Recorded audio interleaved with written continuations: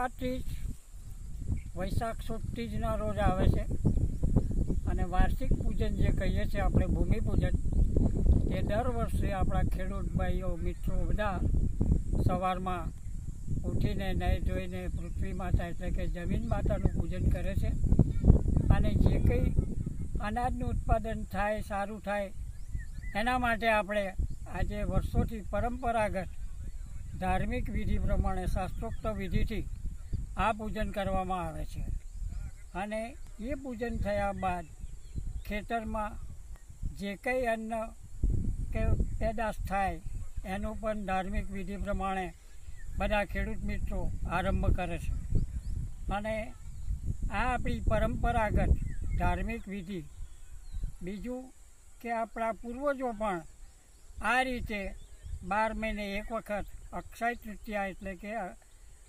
વૈશાખ સુદ ત્રીજ ગણવામાં આવે છે. બીજને દાડે ભગવાન પરશુરામની જયંતિ ગઈ અને આ બીજે દિવસે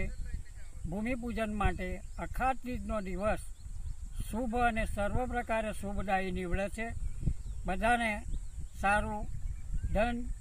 વગેરેની પ્રાપ્તિ થાય એટલા માટે આપણે અખાત ત્રીજને દિવસે સવારમાં ઉઠીને ઘણા બ્રાહ્મણો દ્વારા પૂજન કરાવે છે,